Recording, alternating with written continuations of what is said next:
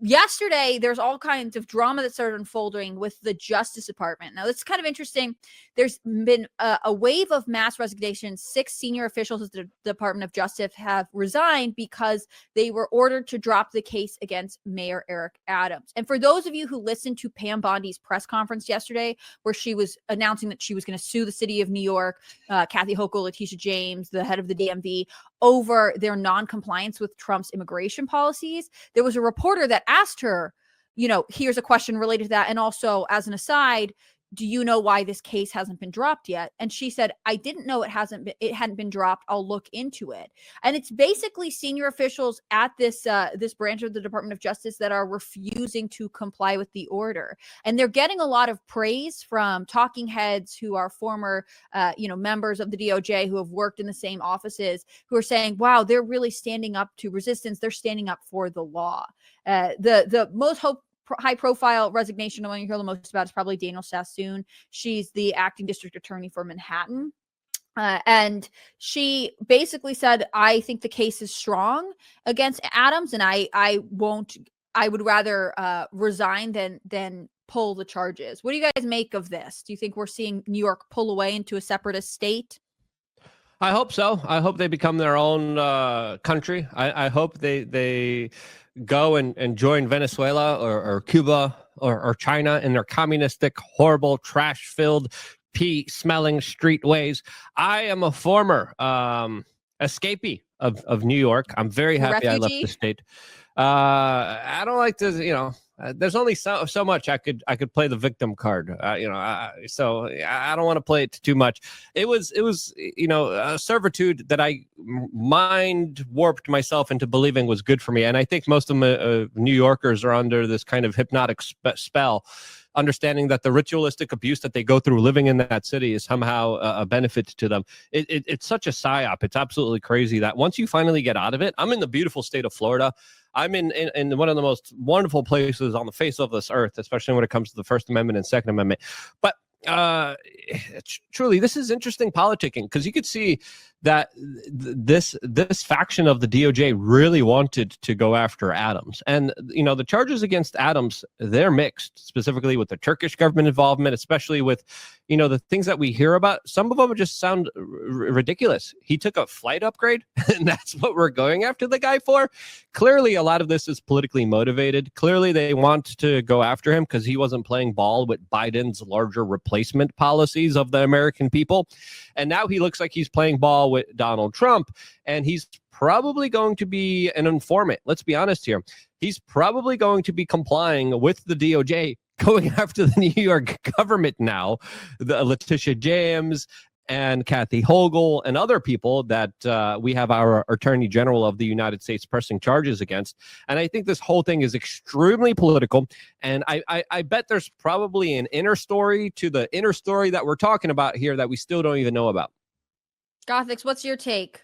My take on a base level, because I'll be honest, I don't even follow what the hell is going on right now, but I kind of agree with... good. You give us like an off-the-cuff reaction. We need someone who's not tainted by political bias. I agree with Luke in the sense that New York isn't a real place. I've been there. I don't understand why people still stay there, and I do feel like they're all under some weird, bizarre spell just because it's New York. But I think they should get together with California and maybe float off into the sea somewhere, and we can have the rest of the United States. That's my take.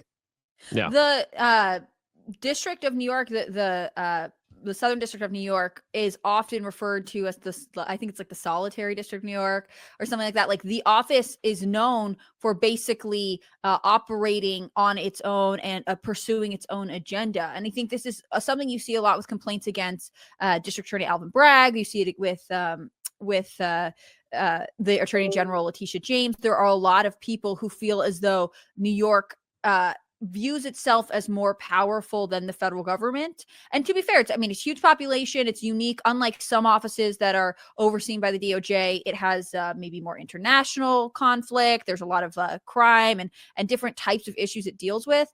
But I think that this idea that they are the people who are resisting an order from Pam Bondi are somehow better at protecting judgment or justice for the U.S. are the same kind of people who would have, no matter what, said Trump was doing something wrong.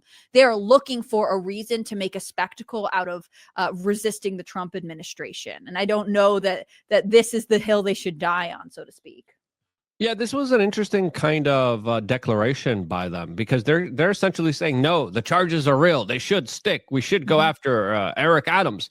But truly, when you kind of look at this, the larger prevailing theory out there was that Eric Adams wasn't playing ball with Joe Biden. Joe Biden punished him for being insubordinate and not playing ball with his larger agenda. Because if you remember, early on, he was very open to having as many people come in to New York City as possible. He was like, New York City's open, guys. It's a sanctuary city. We're going to give you debit cards. We have free hotels. We got luxury hotels. Come on in. And then he made that one statement saying that New York City is getting destroyed because of these migrants. Then the charges came, and I think he came to Trump, worked out a deal for cooperation, not just to deal with all the illegals in New York City, because again, New York State, it's an empty state. It's irrelevant other than New York City. New York City is the Goliath. Adams has reign over New York City now, and they really wanted to get rid of him politically. Now they won't. And now he's a big ally to Donald Trump. And I think he's really going to be going after Letitia James. I think he's really going to be going after Kathy Hochul. And I think there's going to be a lot of big surprising developments coming from New York City very soon, because it's one of the most corrupted, one of the most nastiest, one of the most seediest, one of the most disgusting places on the face of this earth. I mean, the Southern District of New York, especially with the larger kind of charges that are being pressed politically against Donald Trump, especially with just how corrupted they have been within the last few years. This is the epicenter of the deep state. This is the epicenter of all the horrible swamp monsters that come out of it as limousine liberals with blue armpit hair and flip-flops and their Starbucks little lattes. These people, man, they're trying to save face here. They're trying to make sure that they never get held accountable. I think we're moving towards a very interesting time for the people of New York that will soon realize, holy cow, we're being ruled by a den of thieves. Right. I just want to be clear. If my personal opinion is, if you're a New Yorker, you still shouldn't be happy with Eric Adams. Like, the narrative is he challenged the Biden administration, which is true. He was openly critical of illegal migration into New York, but his solution was ultimately a Democratic solution. He said, hey, Joe Biden, give us more money. You must pay for this, which was exactly what Kathy Hochul said. But eventually Kathy Hochul stopped talking about it. Whereas Mayor Eric Adams continued to sort of say, this is wrong. The city's being treated badly. And so you can see the differences between the way Kathy Hochul and Eric Adams are being treated by the remnants of the Biden administration that exists in the DOJ. I think that Eric Adams is ultimately still a Democrat, but like a lot of Democratic voters across the country and in Congress, they can see that illegal immigration is a problem and that it's not a sustainable solution for whatever humanitarian cause Biden and his cronies were trying to argue they had. With the long-term effects of with the long-term change in the Justice Department, I assume most agencies will see some kind of battle between Trump's leadership coming in and people who feel as though they deserve their jobs. They want to stay with the government, but also they do not want to comply with anything related to Trump. I think you'll see this with the FBI when Kash Patel is installed. I think you'll see this with Health and Human Services now that RFK has been confirmed. It will be a period of, we are doing everything we can to resist you because we don't respect you and we don't ultimately respect the voters. Yeah, just a couple of moments ago, and I sent the link. It's a little bit of a longer clip, but we saw the mayor of New York City appear on Fox News with the border czar, Tom Homan, as they were detailing their strategy to deport all criminal aliens from New York. So it's a 15-minute clip, so it's a little bit too long to get into, but Eric Adams just signed an executive order that allows ICE to use Rikers Island as housing for illegal detainees. So he's already doing almost everything that the Trump administration wants him to do. And I think it's fair to assume it's probably because they're forcing the charges against them to be dropped. I think those charges were always political. There was a lot of dirty kind of moves being made behind the scenes, especially with Biden. If you didn't line up with Biden, the Democratic Party machine never forgot you. They always attacked you, and they always made sure to go after you. We saw that with Tulsi. We saw that with Michael Flynn. We saw that with so many other prominent figures that, of course, weren't whipped into shape. AOC was whipped into shape. AOC's playing ball with the Democratic establishment. Eric Adams had a complete turnaround here, and these larger moves are going to be very consequential.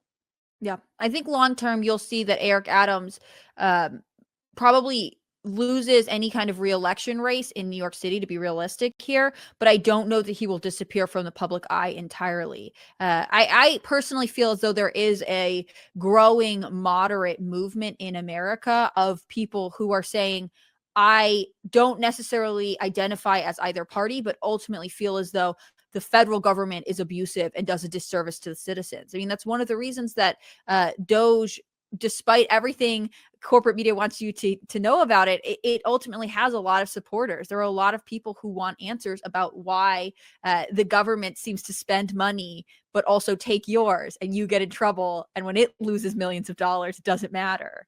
The bias there is real. I'm curious to see what happens with Pam Bondi in the Department of Justice. I thought was really impressive during her confirmation hearings. I think she's pretty strong. I know there are criticisms of her. She's not a perfect choice, but so much of everything that's happening with Trump's executive orders or with different policies he wants are going to play out in the justice system. So the person running the DOJ is ultimately really important. So we'll have to see what happens here. Yeah. I mean, it's an interesting turn of events. The Justice Department dropped charges on Eric Adams, and then they put on charges for Kathy Hochul and Letitia James.